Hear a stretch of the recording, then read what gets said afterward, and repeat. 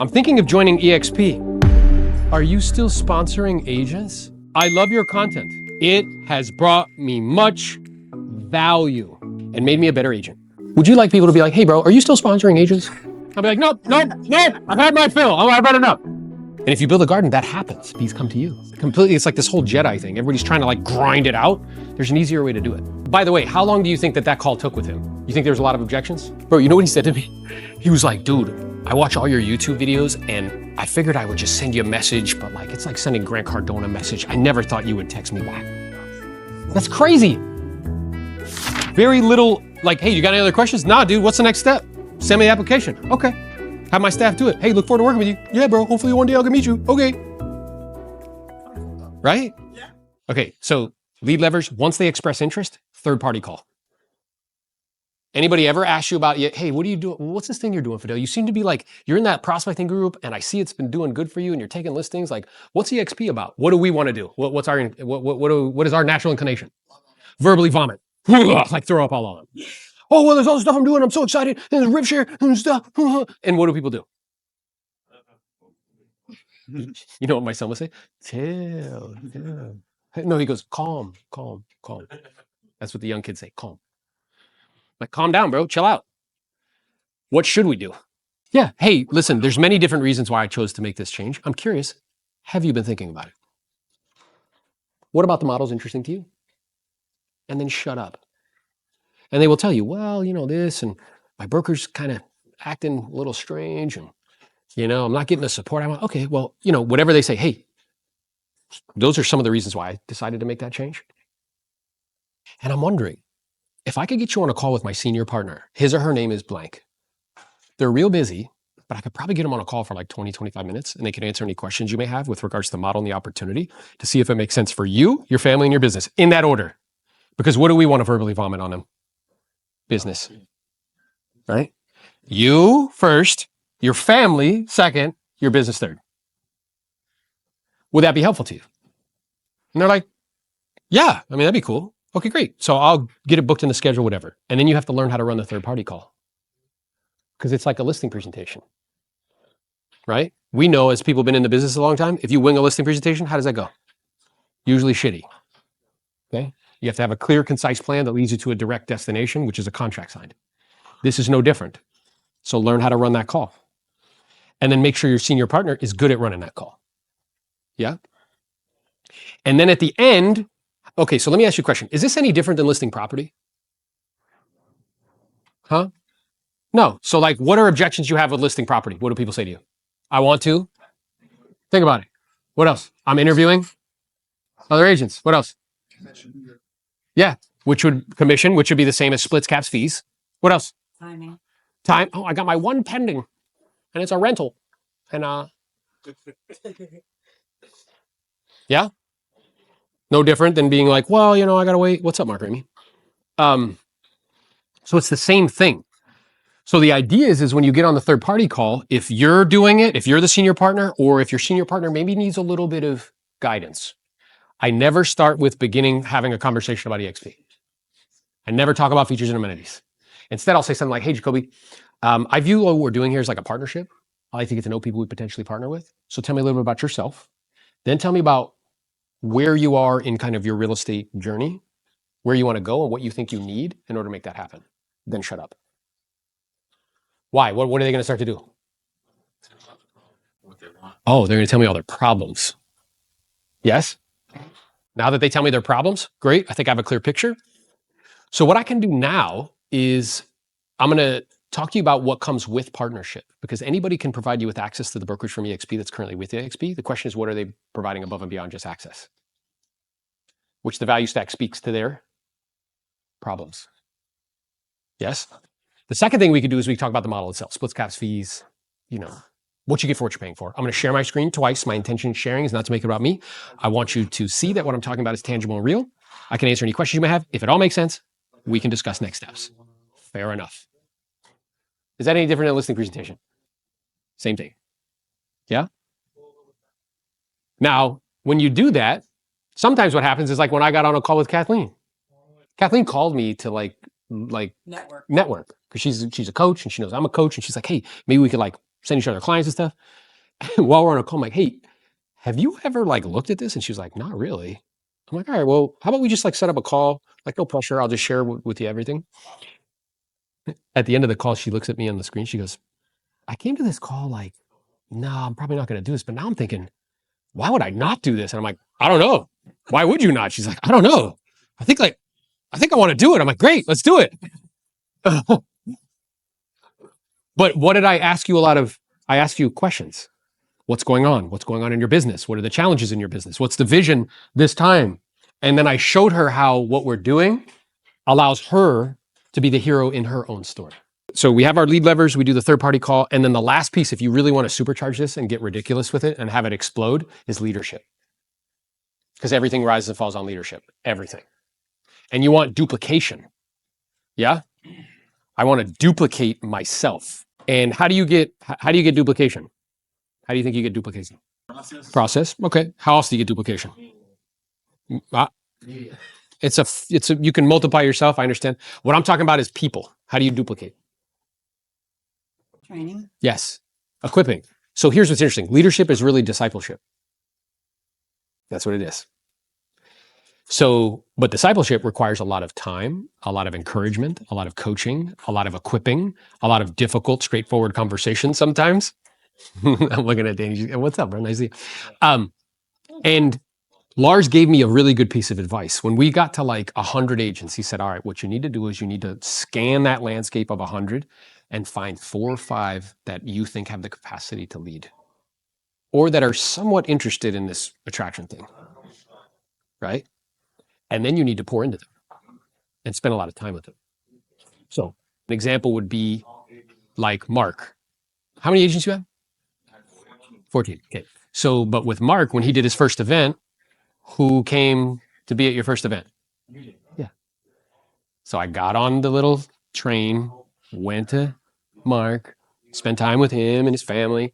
We had a good time. But I helped him through his first presentation because is there a little bit of jitters in that first one? He needed Big Bro to come in and be like, yeah, you know what I mean? Do the thing. And then but it's equipping him to be able to do it himself. Yes. Does that make sense? That first year, I went to 5 different partners to do that. Got on a plane, flew myself. It's leadership. Flew there, helped him do the thing. Does that make sense? Yeah. So that's really the formula, guys. Lead levers, figure out what the lead levers are. Use a third party call. If you're doing it yourself, you're doing it wrong. You're doing way too much heavy lifting. Because let me ask you a question. Let's say if you get someone who has attention or has like, people are watching on a regular basis. Let's say you got me on a call. What's the probability that an agent would have watched something? It's really high. How much influence do you think I have over them? Huge, bro. Like what that guy said. You know what he said to me at the end of the call? He's like, yeah, I met Gary Vaynerchuk one time. Now I can say I talked to Aaron Novello. That's crazy. Stupid. How much influence do you think I have over him? I could be like, jump. He's like, yeah? So use senior partners to that effect. And then, leadership. Duplicate yourself. The goal would be is to have an event like this happening in the organization every day of the month. But that's the goal. That's how you get duplication. Yes? And then to take it to another level, what we did now is because when I went out and saw Brent has like this, he's older, so he has like a whiteboard, but we put it on a Canva where he has the top leaders so he can look at it all the time. So now I can call Ben and be like, yo, what's going on? How's your event going? You need any help? How can I support you? Or I can call Dan and be like, yo, are you going over to, because Dan calls me one time and he's like, I love him, but he's like, I'm not growing fast enough. It's hard. I'm like, yeah, bro. Anything worth having in life is difficult, right? And then he's like, bro, like, well, like you have all these people. I said, wait, time out, Dan. How do you think that happened? He's like, what do you mean? He said, how long did I have to twist your arm to do media and start a podcast? He's like, a year. Uh-huh. And then how long did it take for me to convince you to do your first event where 2 people were there? He's like, yeah, probably 6 months after that. You see what I'm saying? So I'm like, Dan, this didn't happen by accident. You have to. He's like, well, what could I do? I'm like, bro, you have a partner. Dan brought on a brokerage of like 50 agents. And he used his senior partner. He got him on a third party call with me. He wasn't trying to be like, hey, let's go out to coffee and talk about it. No. And I said, bro, how far away is she from you? He's like, I don't know, maybe like $6. I'm like, what would stop you from going to her office and doing a prospecting school? And he shut up immediately and was like, nothing. Okay, well, that's leadership. Sitting and crying about, well, these people, they don't do anything. It's like, no, bro. Like, you got to go, like, you attract the many to find the few. If you attract 100 people, 90 of them won't do anything. 9 of them will be like soldiers, they'll do something. 1 is a warrior. 1 will build to 500 by themselves. Boof. They're just rare. So if I'm going to get into this, I need to get good at building other leaders. And you don't need that many, right? So between Dan, Mark, Ben, and this other woman, Jess, they represent like 150 agents out of 400. You see what I'm saying? It's actually easier to go through other people than it is yourself. So I've been talking for a while. I'll be quiet. Any questions, comments, concerns, observations, hallucinations about anything I just shared with you? That's my issue. It's like, I'll be like, I'll start something. And it's like, oh, we had a few people here. We had a few people here. But then when I get in my own head, it's to like, oh, well, I need to do something else because there were only It's not enough. 5 people there. I understand. I'm going to say something. I mean it lovingly. It's like independent of you. It's like a vanity metric. It's like I care more about how many people are there versus how much value I'm giving the people that are there.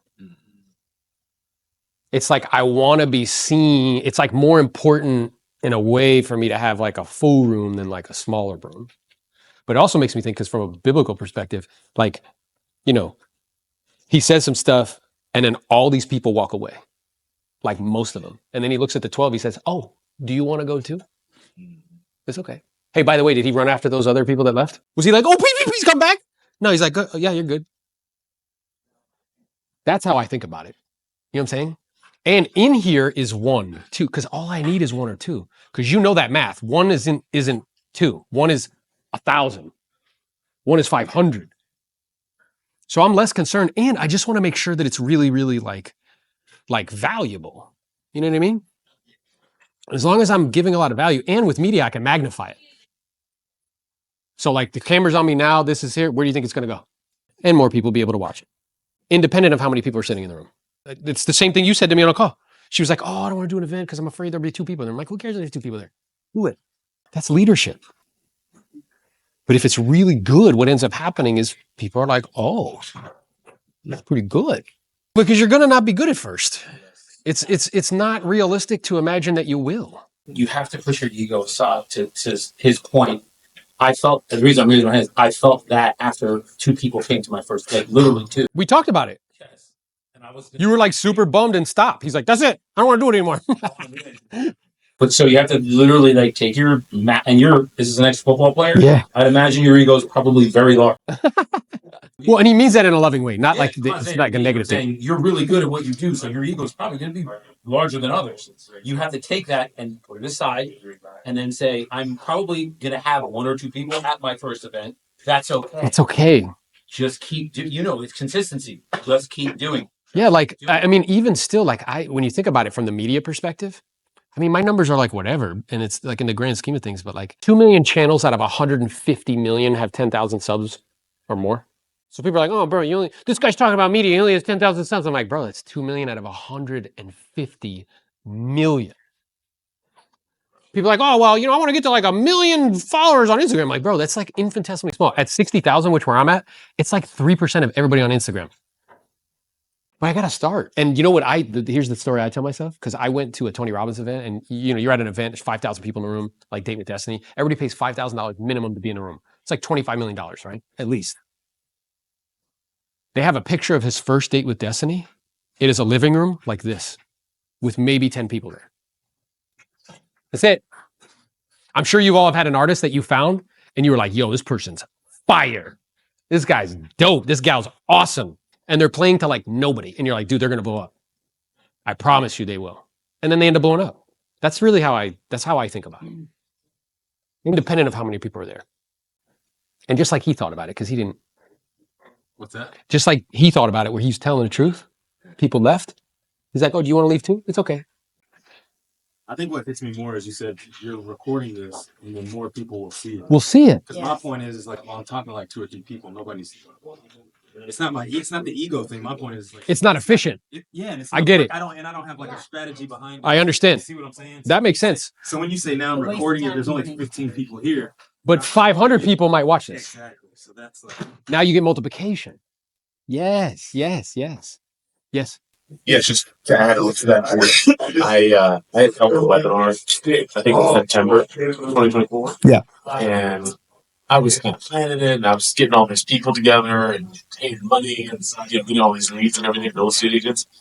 And I was just envisioning, I'm going to get to the end of the presentation. Everyone's going to buy. I want to make all this money. It's going to be fantastic. He's talking to his lady like, bro, we're about to be balling, bro. 200 people show up, 180 people show up to the webinar, which is like really good for me on my side. Everybody pretty much stays the whole time. Yeah. And then I have the call to action, which is, hey, buy this product. Yeah. And nobody bought it. Nobody bought it? 0. Wow. And I was devastated. Yeah. And by mid kind of thing, I'm like, okay, call to action instead of 5, book a call with me. And maybe we can talk blah, blah, blah. Yeah. And then so the call started, actually I got like 20 or 25 people calling it. It ended up selling the product. But anyway, I was like really devastated in the moment. And probably wasn't the best way. And I still learned a lot. Yeah. And I think to your point, so that's a good kind of awareness, Jacoby, in the sense that like you're magnifying what you're doing with media. Think about media as a magnifier. And you send yourself out in the digital form to go have conversations with people all over the planet. Because how do you decide if you like somebody? You talk to them. And then you share ideas, you listen, and then you form a relationship, yeah? So I sent myself in the digital form to talk to. You listened. You received value. We formed a parasocial relationship. You felt like you knew me to the point that you wanted to make that relationship real. That's how that works. Do you see? But that's the world we live in. But we see this as, you know what we see this as? Like, I don't know, like entertainment. We don't see it as that. You see how powerful that is, bro? You know, 300 years ago, the only way me and him connect, I'd have to send him a letter in the mail by horse. That's crazy. And if I wanted to go see him, like 3 of my people would die on the way. Somebody get diarrhea, pneumonia, you know what I mean? Now he could just hop on a plane and come see me and be like, what's up, bro? And by the way, he feels like he knows me already. Because he's been talking to the digital form of me for hours. Hours and hours and hours. Yeah. Does that make sense? So yeah, bro, I would encourage, because I know your stuff is good. I would encourage you to do it and just film it. And then discipline your disappointments. You know that. It takes a while, bro. I had 46 episodes of a podcast with 200 subscribers. Most people would quit. They would just stop. They do one and they're like, one person watching it. Boo, I'm not going to do it anymore. For real. I was just like into a void. And the content was good, but I didn't know what I was doing. I didn't have an editor. But the purpose of learning, what's the purpose of learning? Here's what's interesting. The purpose of learning is doing. We think, because we live in a world now that values like our prefrontal cortex more and thinking, we think that watching YouTube and studying, going to university and getting master's degrees is learning. No.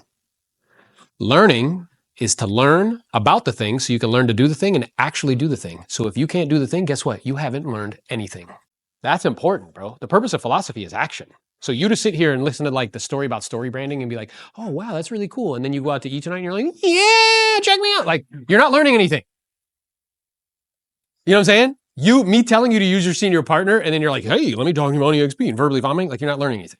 How much of us get lost on like podcasts and like all this stuff, just gathering and gathering and gathering and don't do anything? When we started doing the webinars, did we have any idea what we were doing? No. He had a little bit of an idea. I had no idea. Okay. He's like, yo, I think I can help you with this webinar thing. I'm like, okay. He's like, yeah, we're going to do it this week. I'm like, okay. He sends me a slide deck. I look at it the day before. I'm like, hey, what are we doing? I'm doing this. Okay. He's like, say this, put the timer on here. Great. I do it. We sell 9. Yeah, how do I share my screen? Bro, like the hardest part for me was sharing my screen, like 20 minutes. Like, how do I? We do it the first run we do it, we sell 9 courses at $1,000 in an hour. That was cool. Let's do it again. Okay, let's sell something more expensive. And we did, and we sold 3 of those at $4,000. I'm like, oh, Yeah. Okay, how many of you guys truthfully would have watched webinars for a year before you did anything? 6 months, you would have been like, I don't know. Just do it. Who cares? And then you know what's cool is what we're doing is figuring it out. And guess what? When you guys want to sell courses, guess what you're going to ask me? How do I do that? And I'm the guide to help you to solve your. And the only way I can become that guide is by me continuing to do stuff. Listen, thinking is hard. That's why most people just judge. They just throw stones. I don't think that'll work. Great, good for you. All those people commenting are like on their mom's couch. I don't like your glasses. Great.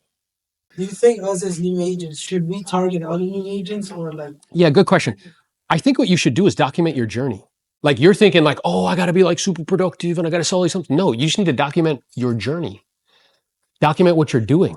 Document the proximity that you have. Document like, yo, when I first started selling real estate, man, I had no idea what I was doing. People telling me sit in open houses. I almost starved to death doing that. He's laughing. He's like, bro, that was me. I was eating tuna fish and shit. I almost starved. So, but you see what I'm saying? And then you're like, dude, I got access to a guide and it was free. I didn't even have to pay for it. We do this, this, and this. Now, here's a new listing that I just took and I'm going to make this amount of money. So if you want to learn how to get that type of proximity so you could do likewise, DM me the word join. Much more effective than be like, this is me working out. That's what I would be doing. I'd be documenting. I'd be documenting you prospecting. When you get a live one on the phone, you're set an appointment, bro, flip the camera on. That's how I started. I would just flip it on and be like, boop. And then you took a listing, but like tell them about it. So again, who's the hero? Who do we want to make the hero when we take a listing?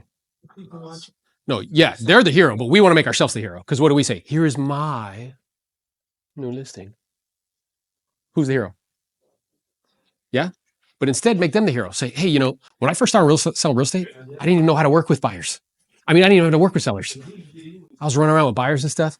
Then I got proximity to a guide who could teach me how to prospect, how to role play, and how to do a formal canned listing presentation. And I just got this listing agreement signed.